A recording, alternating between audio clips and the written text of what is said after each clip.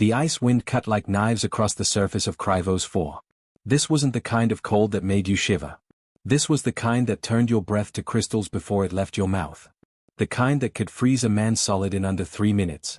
Two massive shapes hung suspended between obsidian pillars that rose from the frozen wasteland like the fingers of a dead god. They had been there so long that ice had formed over their scales in thick sheets.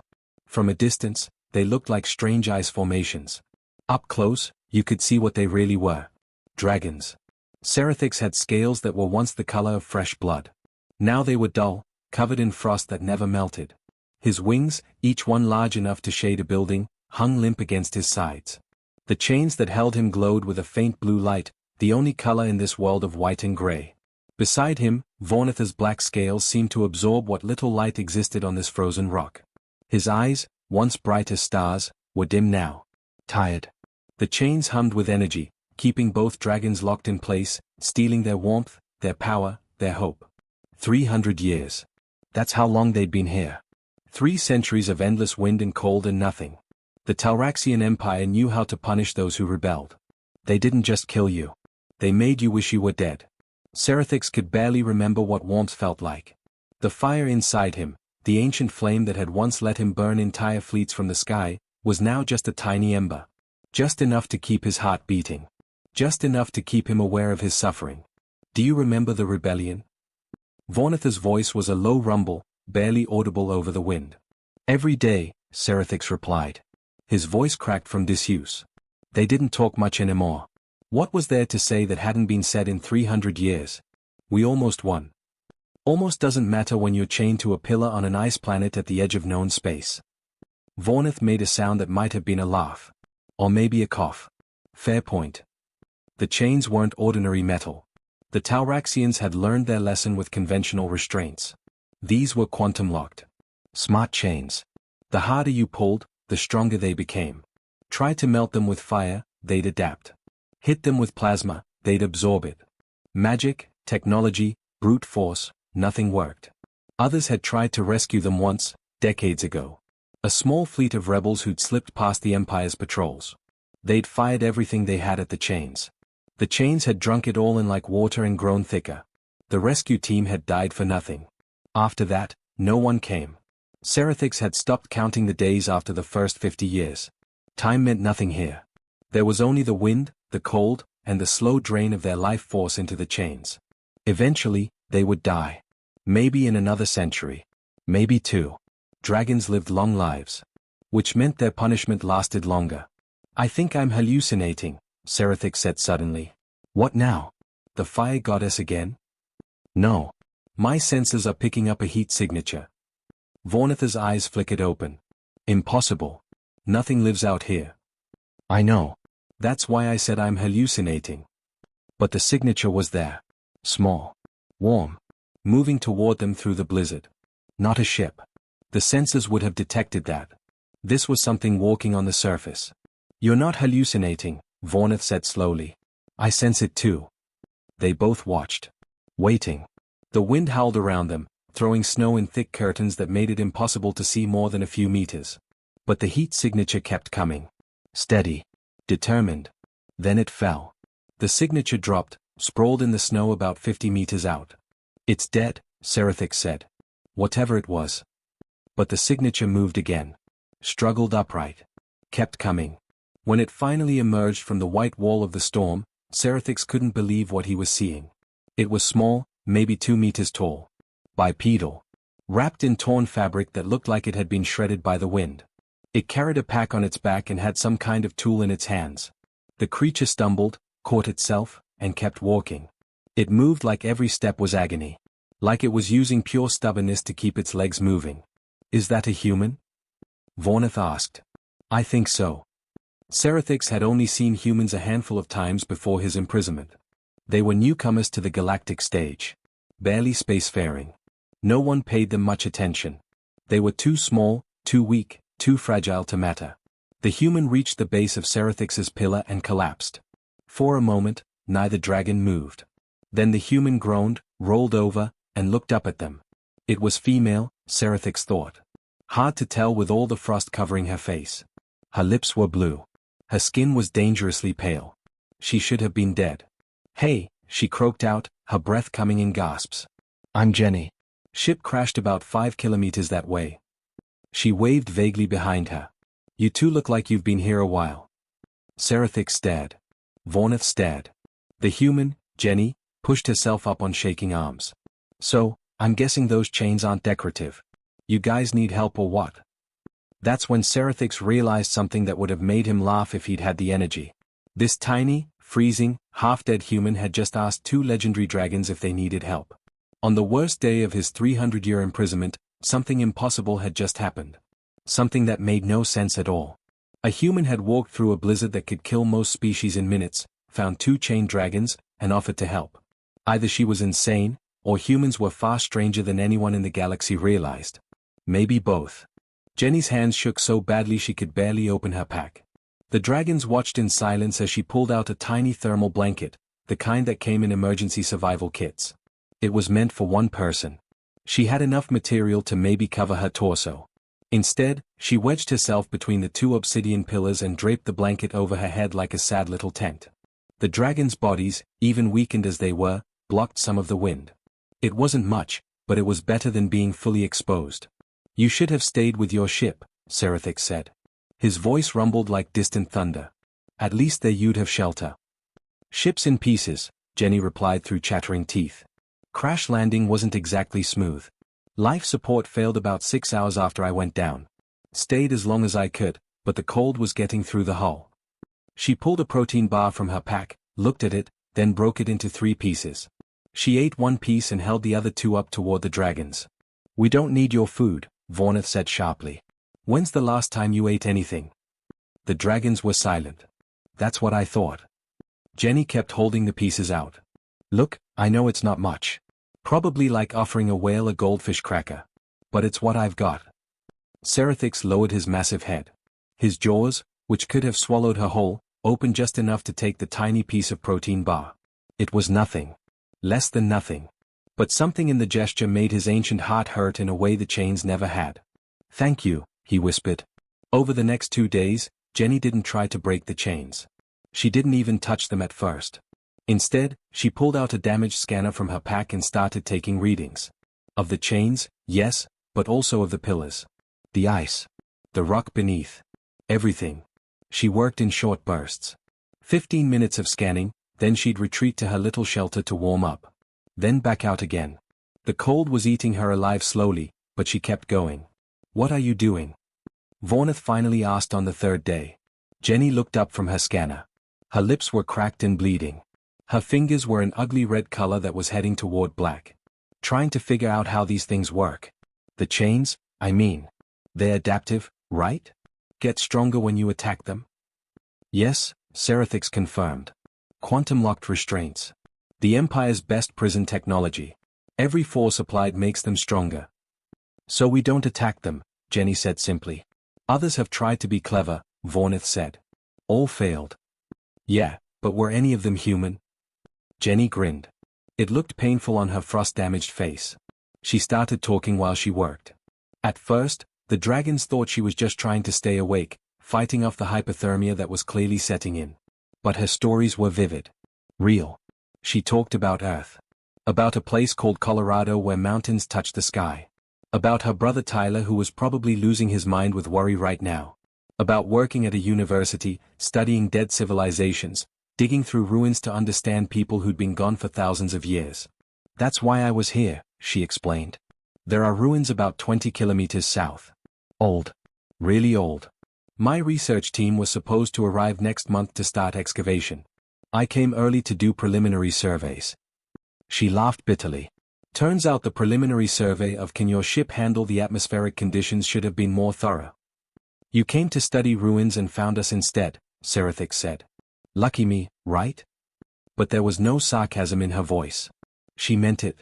By the end of the first week, Jenny had mapped the entire structure of both pillars. She'd documented every molecule of the chains she could scan. And she'd started digging. Not at the chains. At the ice.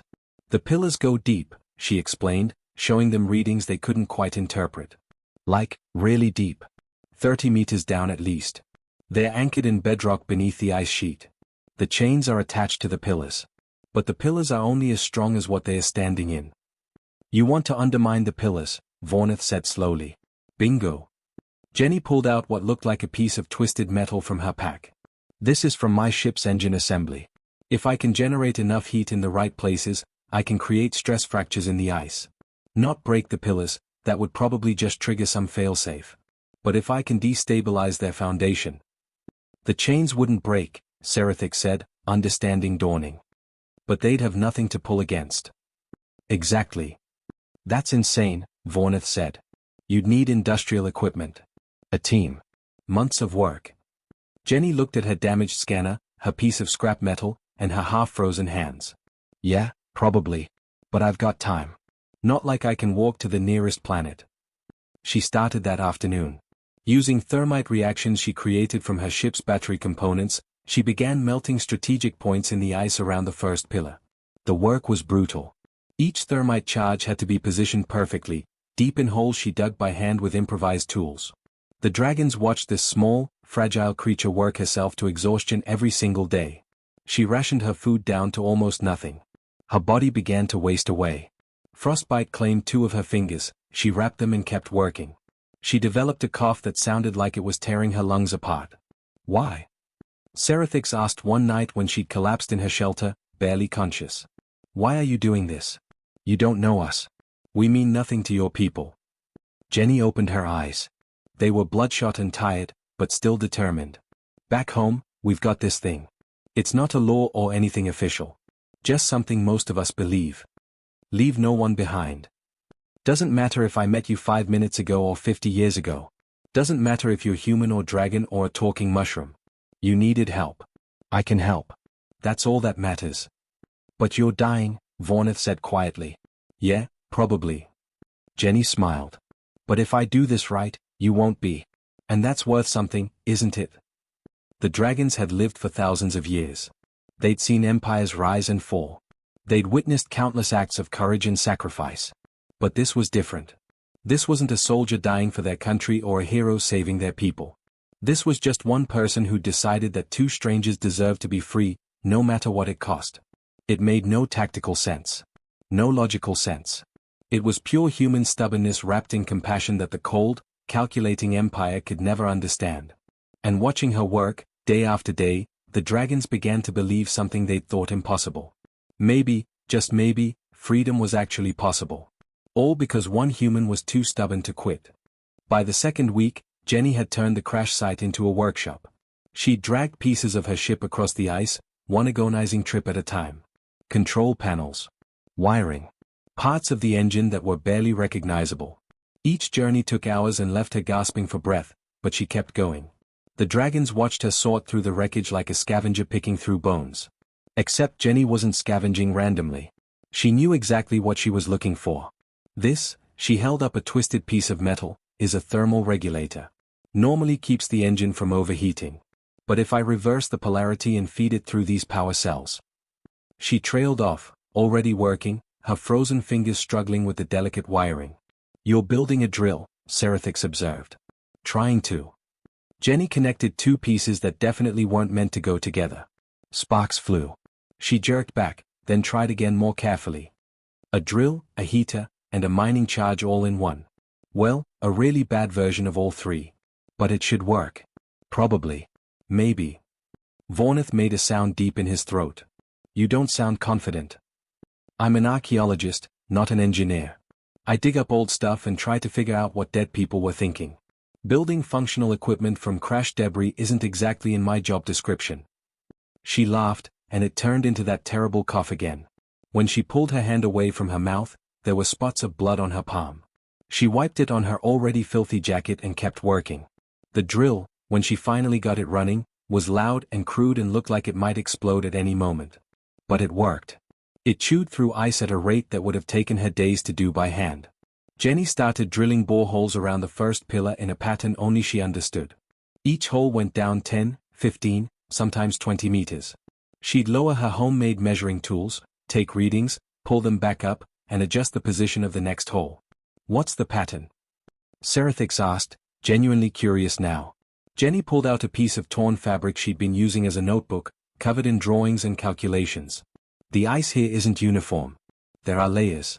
Some are older, harder, compressed under their own weight. Others have air pockets, weaknesses. I'm mapping the structure. These boreholes aren't random, they're following the natural stress lines in the ice sheet.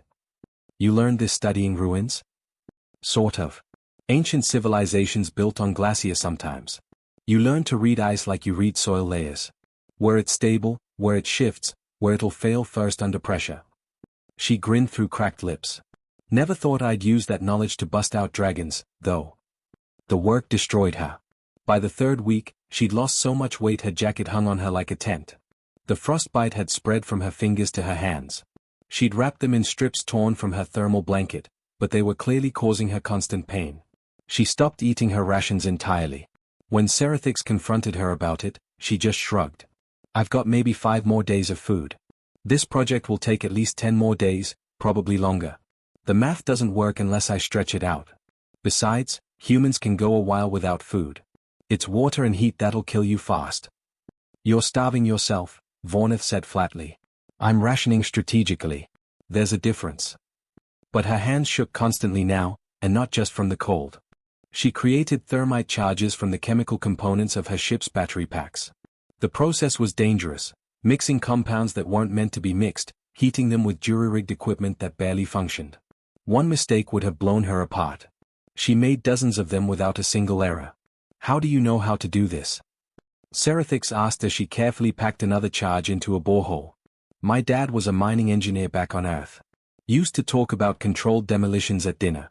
Thought it was the most boring stuff in the world when I was a kid. She smiled at the memory. Funny how life works out. All those boring dinner conversations might actually save your lives. She placed the charges with precision that bordered on obsessive. Each one went exactly where her calculations said it needed to go. Too shallow and it wouldn't create enough stress. Too deep and it might actually damage the bedrock, which could trigger some failsafe in the chains. Between work sessions, she talked. The dragons realized she was fighting to stay conscious, to not give in to the hypothermia that was slowly shutting down her body. She told them about Earth's history. About how humans had clawed their way up from nothing. No natural weapons. No thick hide. No venom or claws or ability to breathe fire. Just stubbornness and the ability to throw rocks really well. We're not the strongest species, she said one night, huddled in her inadequate shelter. We're not the smartest. We're definitely not the toughest. But we're really, really good at not giving up. Evolution made us endurance hunters. We'd chase prey until it literally died from exhaustion. Just keep following. Keep going. Don't stop. That explains a lot about you, Vornith said dryly. Jenny laughed, then coughed until she couldn't breathe. When she recovered, she was smiling. Yeah, I guess I'm pretty typical for my species. We see a problem, we bang our heads against it until either the problem breaks or we do. Usually both. By the end of the third week, she created a network of boreholes and charges around both pillars. 63 holes total. 48 thermite charges. All positioned according to calculations she'd done with a damaged scanner and a piece of fabric for paper. The dragons had watched the greatest military minds in the galaxy fail to free them. They'd seen rescue attempts with advanced technology and unlimited resources come to nothing. And here was one human with garbage and determination, and somehow she'd built something that might actually work. I need to tell you something, Jenny said on the 21st day. She was sitting between the pillars, too exhausted to stand anymore. This plan, if it works, it's going to cause a massive ice collapse. The explosion will be controlled, but the area around the pillars will be unstable for a while. Maybe a few hours, maybe a few days. And? Serathix prompted. And I won't be able to get clear in time. I'm too slow now. Too weak. She said it matter-of-factly, like she was discussing the weather. The collapse might bury me. Or the cold will finish what it started. Either way, my odds aren't great. Then don't do it, Vornith said immediately. Jenny shook her head. I came this far. The charges are set. The calculations are solid. This will work. You'll be free. At the cost of your life. Yeah, probably. But you'll live. That's what matters. She looked up at them with eyes that were far too old for her young face. Look, I'm dying anyway. The frostbite, the starvation, the cold, I'm not making it off this planet. But I can make sure you do. That's enough. That has to be enough. The dragons had no response to that. What could you say to someone who decided your freedom was worth their life? Jenny pulled out a detonator she'd built from her ship's emergency beacon. It was crude but functional. She'd tested the circuits a dozen times. I'm going to wait one more day. Make sure everything's stable. Then I'm triggering this thing. She held up the detonator. When I do, you break free and you fly. Don't stop. Don't look back. The Empire will send reinforcements once they realize what happened. You need to be long gone before they arrive. That night, as Jenny slept fitfully in her shelter, Serathix and Vornith spoke in the ancient dragon tongue, a language they hadn't used in centuries. She's going to die for us, Vornith said. I know.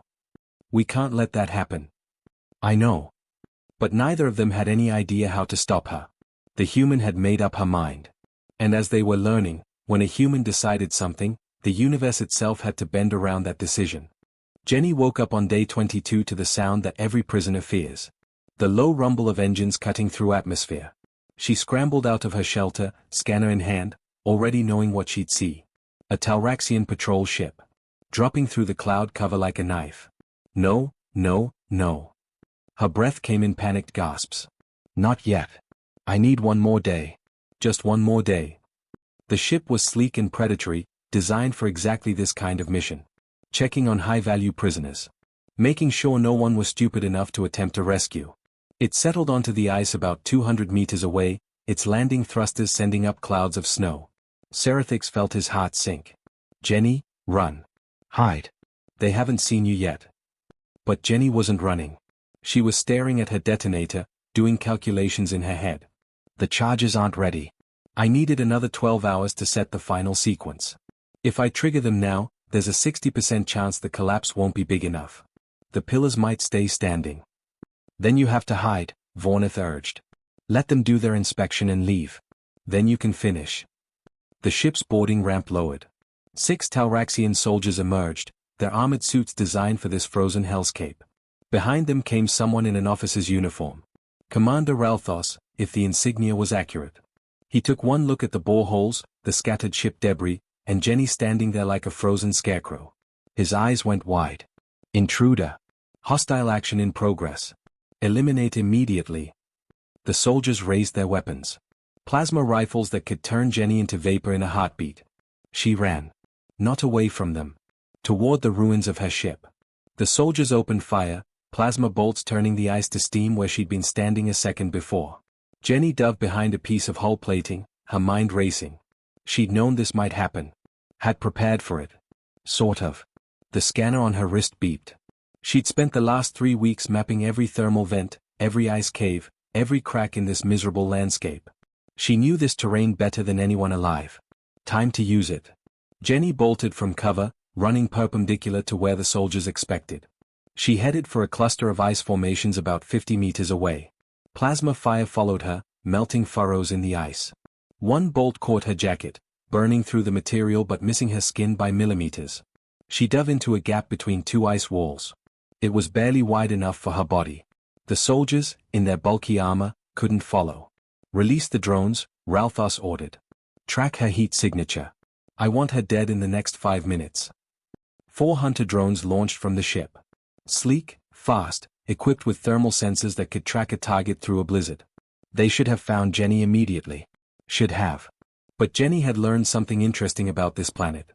The thermal vents that dotted the landscape put out heat signatures remarkably similar to human body temperature.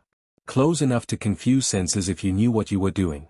She emerged from the ice tunnel near a vent, let the rising heat wash over her for 10 seconds, then moved to the next position. On the drone's sensors, her signature seemed to flicker and jump. Was she here? Or there?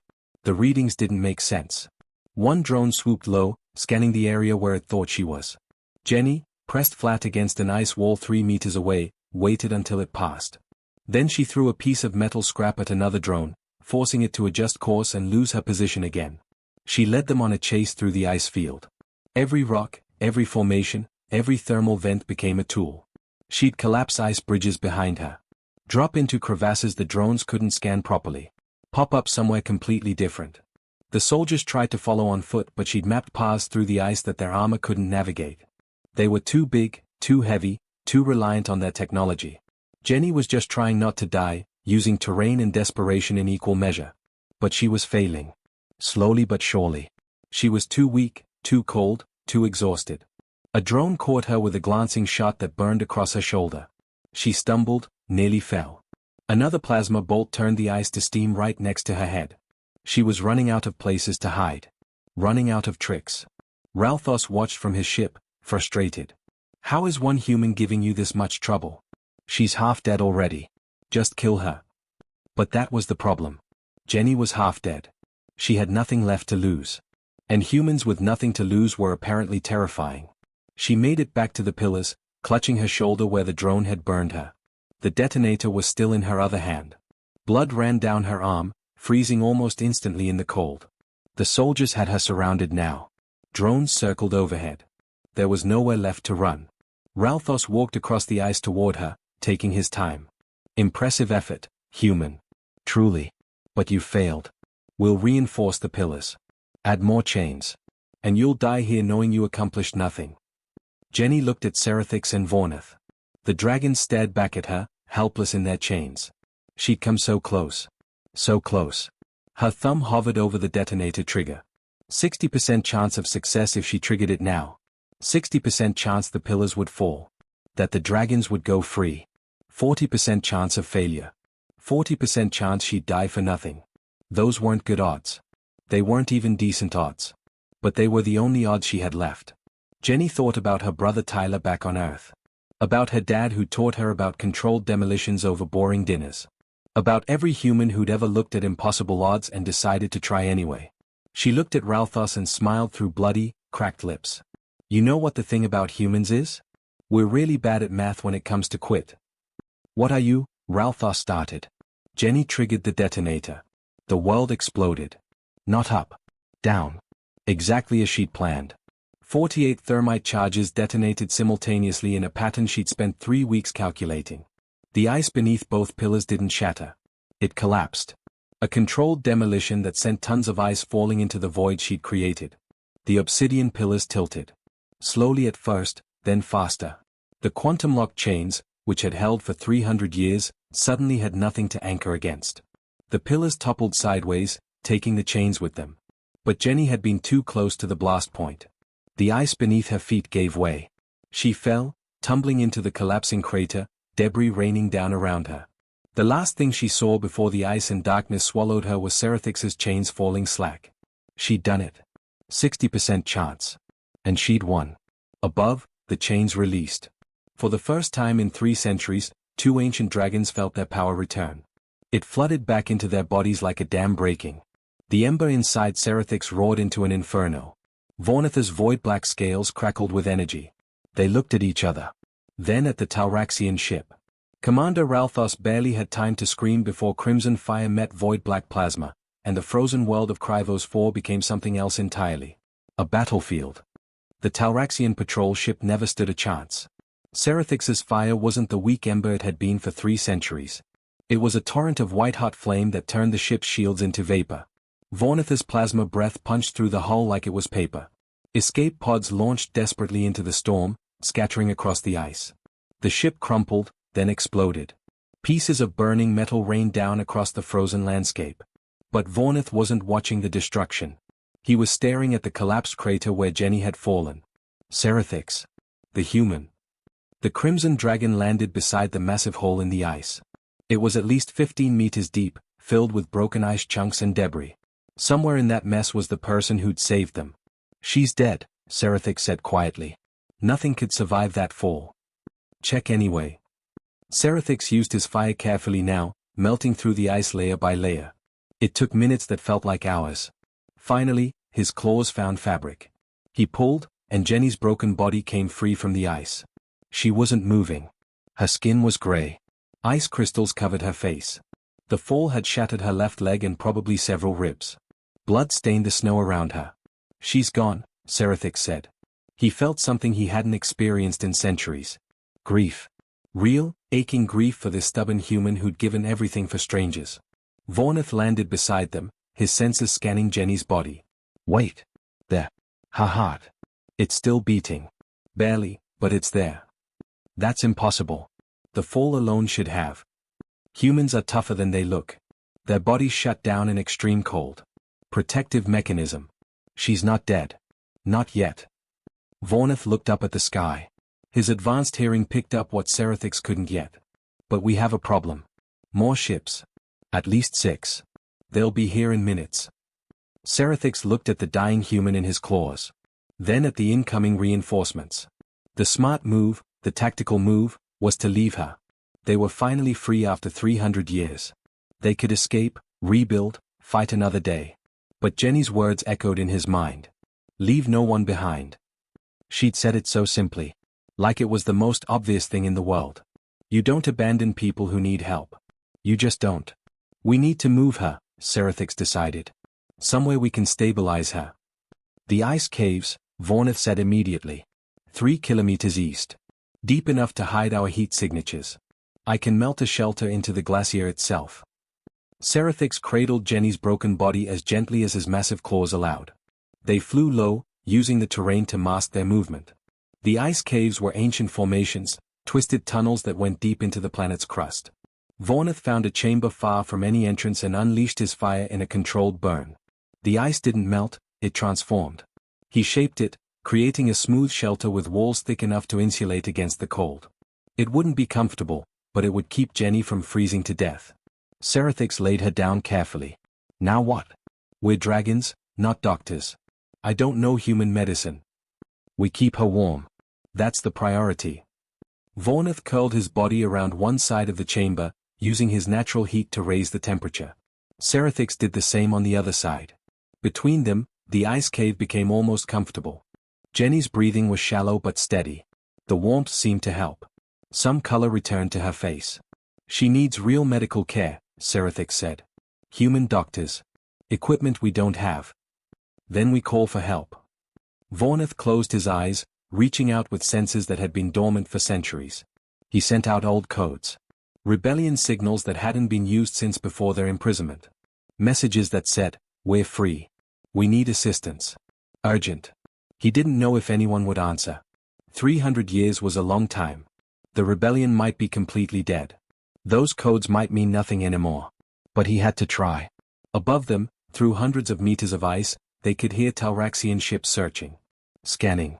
Looking for any sign of the escaped prisoners. The Empire would tear this planet apart to find them. We could have been gone by now, Vornath said quietly. Light years away. Safe.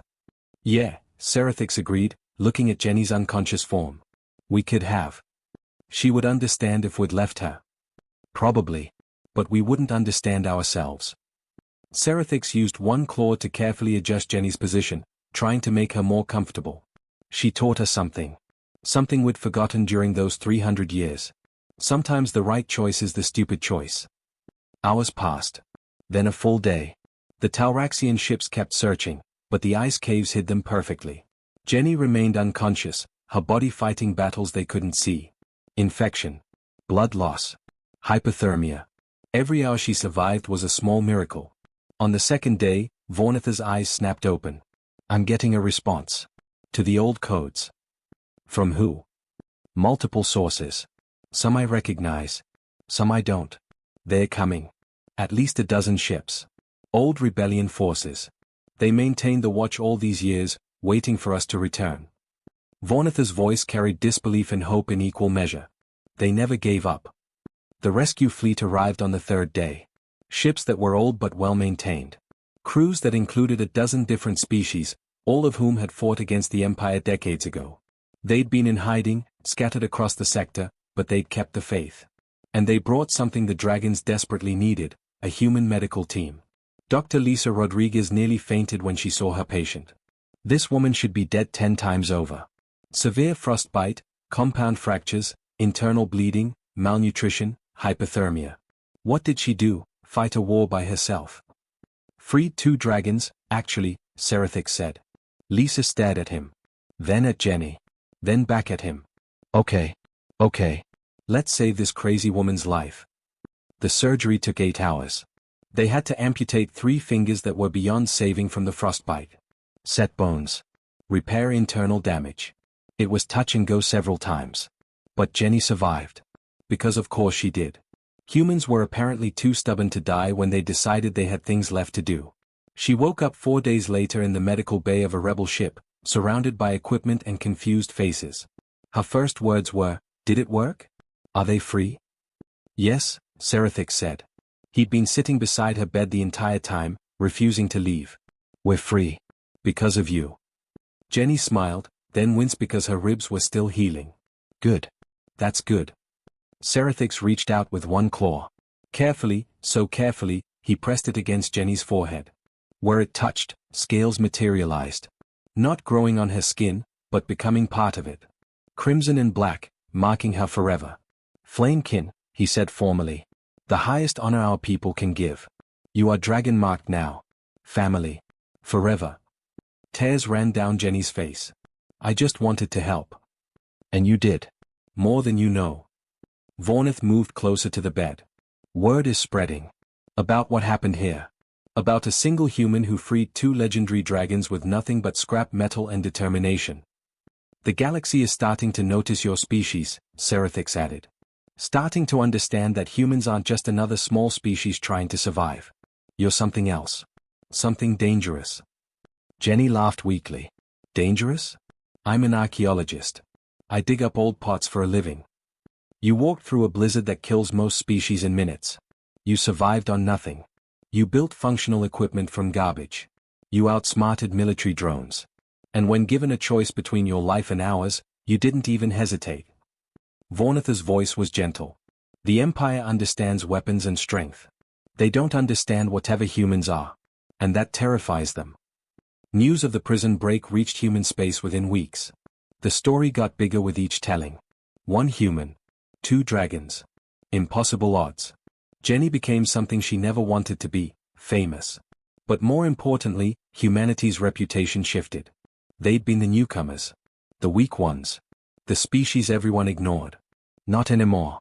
Because if 1 human with a broken scanner and a handful of scrap metal could free prisoners the Empire's best couldn't touch, what could humanity do when they really tried? Jenny recovered slowly. The scars remained.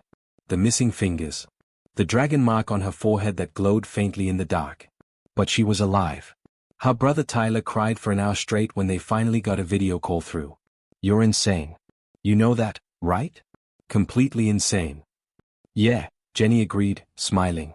"But I'm alive. And I made some friends." Behind her, 2 massive dragon heads moved into frame. Tyler's jaw dropped.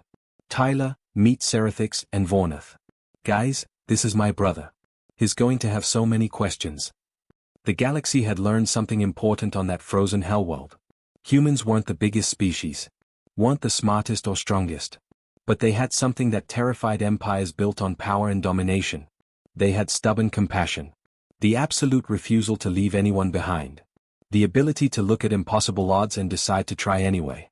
And sometimes, in a universe of cold calculations and tactical decisions, that was the most powerful weapon of all.